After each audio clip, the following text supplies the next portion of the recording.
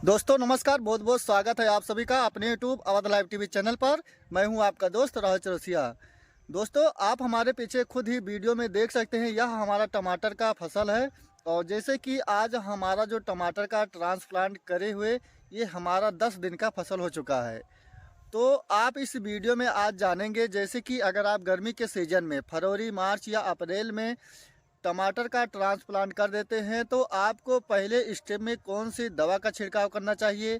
तो ये सब चीज़ आपको इस वीडियो में जानकारी मिलेगा।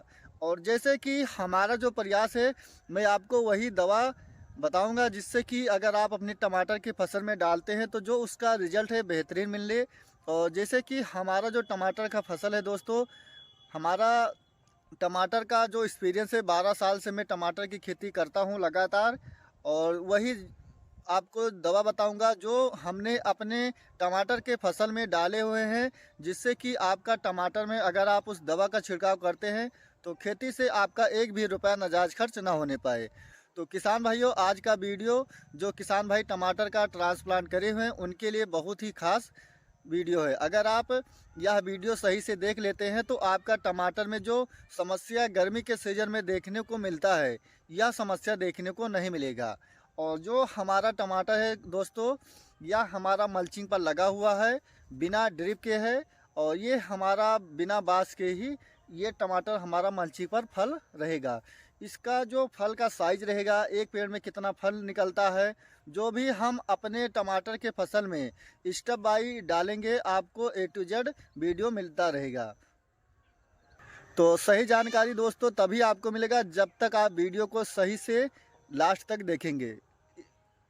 किसान भाइयों, आज हमारा टमाटर का ट्रांसप्लांट करे हुए 10 दिन का पूरा फसल हो चुका है। और जैसे कि हमने अभी तक कोई भी दवा का इसमें छिड़काव नहीं किया हूँ, तो आज हमने अपने टमाटर के फसल में जो दवा का छिड़काव किया हूँ ये है हमारा 15 लीटर पानी में मेटालेक्सिल 8% और मैनकोजेब 64%। और उसी के साथ हमने अलांटो 15 लीटर पानी में 15 ml और 8 ml हमने बायर कंपनी का डेसिस 100 ये 8 ml डाला। तो इसके डालने से जो 3 दवा अगर आप डालते हैं तो जो इसका मेन फ़ायदा है, आपको मैं एक एक दवा का काम बताऊंगा ये कौन से रोग में कौन फसल के लिए काम करता है। जैसे कि मैं बात करूंगा टमाटर का, अगर आप ट्रांसप्लांट करे हुए हैं तो अगर आप अलांटो दवा का छिड़काव करते हैं तो जो उड़ने वाले कीड़े रहते हैं वो सारे A to Z ख़त्म हो जाएगा। और जैसे कि अगर आपके टमाटर के फसल में थ्रिप्स लगा हुआ है तो उसके लिए भी बहुत अच्छी दवा है।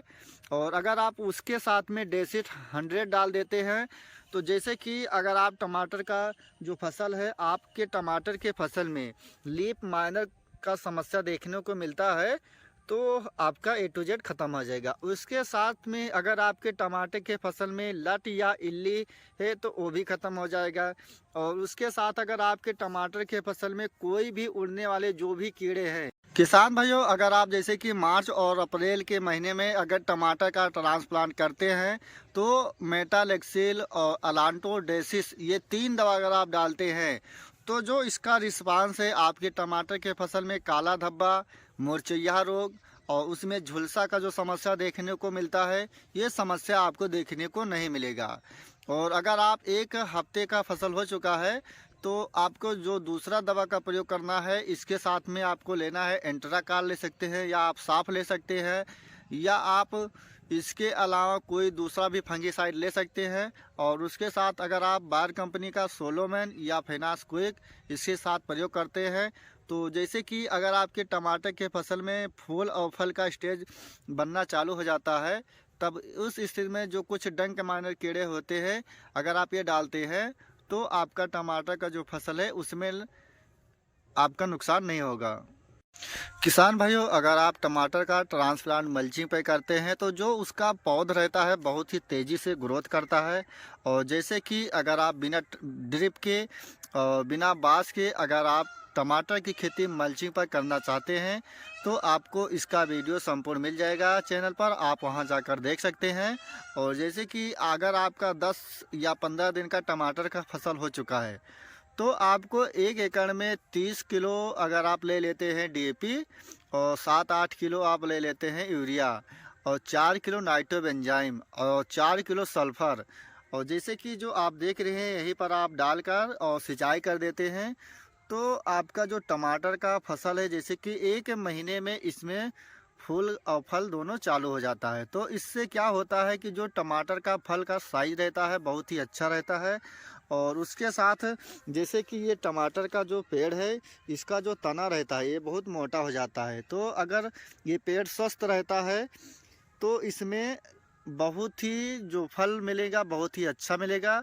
और उसके साथ अगर आप टमाटर की खेती करते हैं तो ज़्यादातर आप प्रयास करें टमाटर की खेती हुआ या बारिश में अगर आप फूल गोभी की खेती करते हैं, आप चाहे जो भी सब्जी की खेती करते हैं तो उसमें आपको जो सावधानी बरतनी है, अगर आप गोबर का सड़ा हुआ खाद डालते हैं 1 साल में अगर आप एक बार 1 एकड़ में अगर आप 3-4 ट्राली गोबर का खाद डाल देते हैं तो आप 1 साल तक उसमें आप बहुत ही अच्छा सब्जी का खेती कर सकते हैं। और उसमें जो फंगस लगता है जैसे कि आप रासायनिक खाद का प्रयोग करते हैं ज़्यादा तो उसमें फंगस का समस्या ज़्यादा देखने को मिलता है।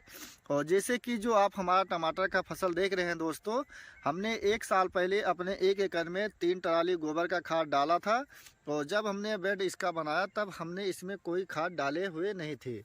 और जैसे कि मैंने बताया आज हमारा 10 दिन का फसल हो चुका है। 10 दिन पर मैं 1 एकड़ में टमाटर के फसल में 30 किलो DAP, 4 किलो सल्फर और 4 किलो नाइट्रोबेंजाइम, 7-8 किलो यूरिया, इतना चीज़ मैं अपने टमाटर के फसल में डाल दूंगा। और उसके बाद जैसे कि हमारा जब 40 और 45 दिन का फसल होगा यही चीज़ मैं फिर से दोबारा डाल देता हूँ। तो इसके डालने से जो टमाटर का पेड़ रहता है अगर आप खाद डालते हैं तो वो अपन पूरा पोषक तत्व तो लेता है, तो जिसके कारण से वो पौधा तेज़ी से चलता रहता है और उसका जो साइज रहता है शुरू से लेकर लास्ट तक आपको एक समान मिलेगा। तो किसान भाइयों अगर आप टमाटर का खेती करते हैं तो अगर आपको कोई भी समस्या है तो जो आप स्क्रीन पर नंबर देख रहे हैं आप इस नंबर पर बात कर सकते हैं और व्हाट्सअप भी कर सकते हैं। आपको वही जानकारी दी जाएगी जिससे कि आपका खेती से एक भी रुपया नाजायज खर्च ना होने पाए। और जो मैं अपने टमाटर का फसल हुआ या खरबूजा, तरबूज या फूल गोभी, जो भी हमारे पास सब्जी की खेती है जो मैं करता हूँ और जो हमारा खुद का ज्ञान है वही मैं अपनी टमाटर के फसल पर डालता हूँ।